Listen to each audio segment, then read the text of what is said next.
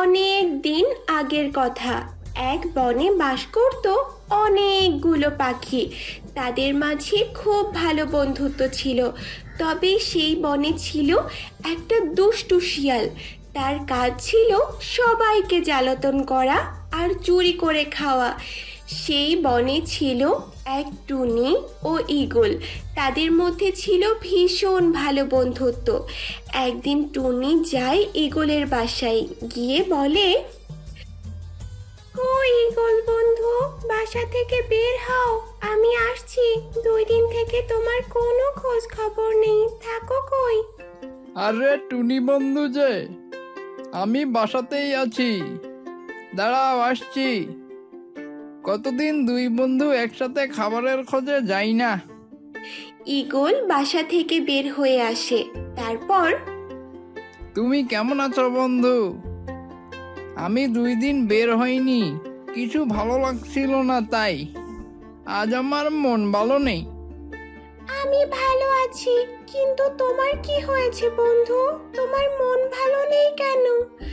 আমার একটা বউ নেই। বউ না থাকলে কারো ভালো লাগে বলো? একা একা আর কতদিন থাকা যায়?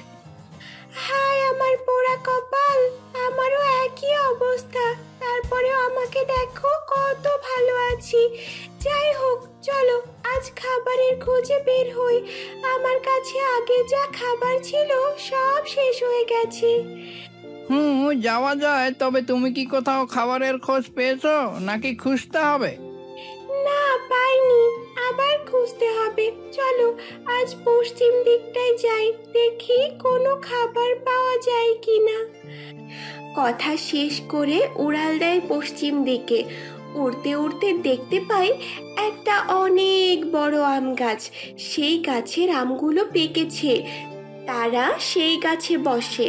তারপর টুনি আম খায়, ও ঈগলও খায়। খেতে খেতে বলতে থাকে, আহা কত মজার আম, এত মিষ্টি আম আমি কখনো খাইনি। আজ থেকে প্রতিদিন এখানে এসে আম খাবো, যতদিন না আম শেষ হয়। ঠিক বলেছ বন্ধু, আমগুলো অনেক মজার। তবে আমার আবার এইসব খেয়ে পেট ভরলেও মন ভরে না। আমার মজা লাগে তাজা ইঁদুর, মুরগির কচি বাচ্চা, তরতাজা মাছ। আহা, ভাবতেই জিভে জল এসে যায়। আচ্ছা, বুঝেছি বুঝেছি, ঠিক আছে, আমি তোমার এই খাবারের ব্যবস্থা করে দেব। এখন আগে পেট ভরে আমগুলো খেয়ে নাও। খাওয়া শেষ করে তারা সেখান থেকে চলে যায়। বনের পাশেই নদীর ধারে একটা হাঁস তার 5টা বাচ্চাকে নিয়ে থাকে। এইদিকে শিয়াল খাবার খুঁজতে থাকে। খাবার খুঁজতে খুঁজতে বনের পাশে নদীর ধারে যায়। গিয়ে দেখতে পায় একটা হাঁস তার 5টা বাচ্চাকে নিয়ে নদীতে ঘুরে বেড়াচ্ছে। শিয়াল জঙ্গল থেকে লুকিয়ে লুকিয়ে বলে, এইখানেই এতগুলো খাবার থাকতে আমি খাবার খুঁজতে খুঁজতে মরেই যাচ্ছি। আহা, 5টা বাচ্চাকে 5 দিন খাবো। 5 দিনের খাবার হয়ে গেল আমার। শিয়াল সেই জঙ্গলে লুকায় থাকে। হাঁসগুলো পানি থেকে উঠে যখন তার ঘরে এক এক করে ঢুকতে থাকে, ঠিক তখনই শিয়াল সবার পেছনের বাচ্চাটাকে দৌড়ে গিয়ে ধরে নিয়ে চলে যায়। আর সব হাঁস ঘরের ভিতরে ঢোকার পর বড় হাঁসটা দেখতে পায় তার একটি বাচ্চা নেই। তখন সে বলে, আরে, আমার আরেকটা বাচ্চা গেল কই? এখানে দেখছি 4টা বাচ্চা, আমার বাচ্চা তো 5টা। হাঁস আবার বাহিরে বের হয়। বের হয়ে এদিক সেদিক খুঁজতে থাকে, কিন্তু কোথাও খুঁজে পায় না। হায় হায়, আমার এত সুন্দর একটা বাচ্চা কোথায় গেল? কে নিয়ে গেল আমার বাচ্চাটাকে? এখন আমি কই পাই তাকে? ঠিক সেই সময় টুনি আসে পানি খেতে।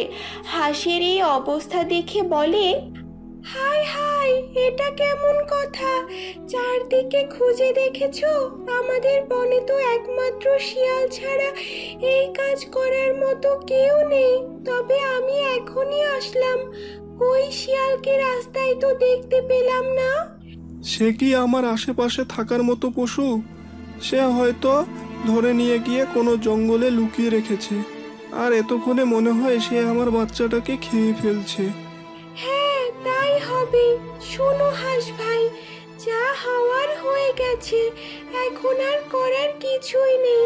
তুমি বরং যাও, গিয়ে বাকি বাচ্চাগুলোকে চোখে চোখে রাখো, আর যেন একটা বাচ্চাও না হারায়। এই কথা বলতেই টুনি সেখান থেকে চলে যায়, আর হাঁস তার ঘরে চলে যায়।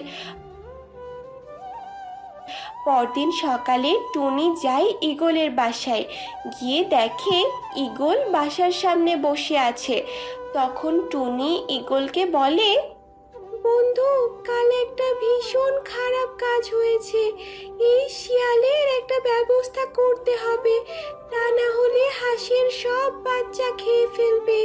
কি বলছো এইসব উল্টা পাল্টা কথা? হাঁসের বাচ্চার সাথে শিয়ালের কি সম্পর্ক? আরে, এই বনে একটাই চোর, সে হচ্ছে শিয়াল। সেই শিয়াল কাল হাঁসের একটা বাচ্চাকে খেয়ে ফেলেছে। সে তো ভারী অন্যায়। হাঁস তাহলে অনেক কষ্ট পেয়েছে। মুরগির বাচ্চা, হাঁসের বাচ্চা, তরতাজা মাছ, এগুলো আমার কি কম পছন্দ বলো টুনি? আমিও তো ইচ্ছে করলে তাদেরকে ধরে ধরে খেতে পারি, কিন্তু তারা কষ্ট পাবে জন্য আমি খাই না। সে আমি খুব ভালো করেই জানি বন্ধু, তোমার শক্তির সাথে তারা কখনোই পারবে না। তারপরেও তুমি তাদেরকে খাও না, তুমি অনেক ভালো ও দয়ালু তাই। তাহলে শিয়ালকে একটা উচিত শিক্ষা দিতে হবে। তুমি একটা বুদ্ধি বের করো, কি করা যায়। এখন তুমি যাও, আমি একটু বিশ্রাম নিব, বিকালে এসো। এরপর টুনি সেখান থেকে চলে যায়, আর এইদিকে শিয়াল প্রতিদিন একবার করে যায় আর হাঁসের একটি করে বাচ্চা ধরে নিয়ে যেয়ে খেয়ে ফেলে। এমন করতে করতে হাঁসের আর একটা মাত্র বাচ্চা অবশিষ্ট থাকে। তখন হাঁস তার ঘরে কান্না করতে থাকে আর বলতে থাকে, হায় হায়, এ আমার কি হয়ে গেল?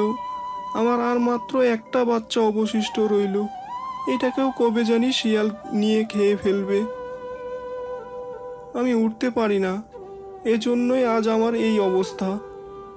আমাকে সাহায্য করার জন্য এই বনে কেউ নেই। শেষ পর্যন্ত আমার এই বাচ্চার সাথে আমাকেও মরতে হবে। বিকেলবেলা টুনি ঈগলকে নিয়ে হাঁসের বাসার সামনে আসে।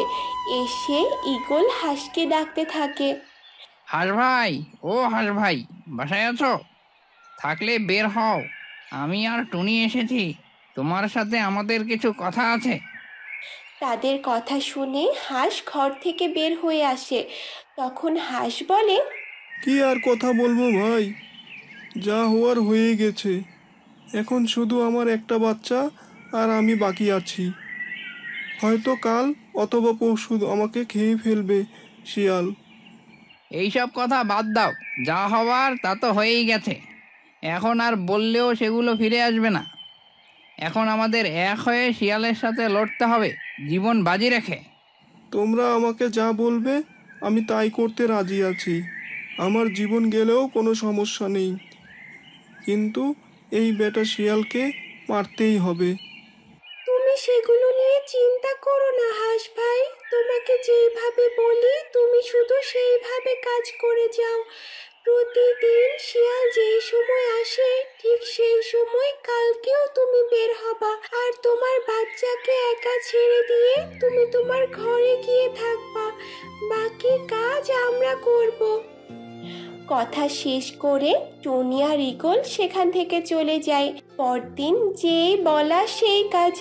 ঈগল আর টুনি একটা গাছে বসে থাকে, আর হাঁস তার একটা বাচ্চাকে একা বাহিরে ছেড়ে দেয়। অনেকক্ষণ পর শিয়াল আসে। শিয়াল এসে জঙ্গলে লুকায় লুকায় দেখতে থাকে আশেপাশে কেউ আছে কিনা। সে যখনই দেখে কেউ নেই, সাথে সাথে সে বাচ্চাটাকে ধরার জন্য এগিয়ে যায়। আর তখনই ঈগল গাছ থেকে ছৌ মেরে ঠোঁট আর পায়ের নখ দিয়ে শিয়ালের চোখ দুটো তুলে নেয়। তখন শিয়াল বলে, ইস, এ কি হলো আমার? শয়তান ঈগল আমার চোখ দুটো এইভাবে তুলে দিল। তোর জীবনেও ভালো হবে না। উ উ মরে গেলাম রে, ব্যথায় আমি শেষ হয়ে গেলাম। দেখ কেমন মজা, অন্য কারো বাচ্চাকে চুরি করে খাওয়ার পরিণাম দেখ কেমন হয়। বেটা শয়তান, মর তুই। শিয়াল ছটফট করতে করতে নদীতে পড়ে মারা যায়।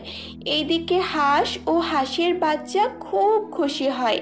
তখন থেকে তাদের বনে আর কোনো শত্রু থাকে না। টুনি ও ঈগলের বন্ধুত্ব আরো মজবুত হয়। তারা প্রতিজ্ঞা করে তারা কখনো আলাদা হবে না। যত কিছুই হয়ে যাক, সবাই একসাথে সেই বনে সুখে শান্তিতে দিন কাটাতে থাকে।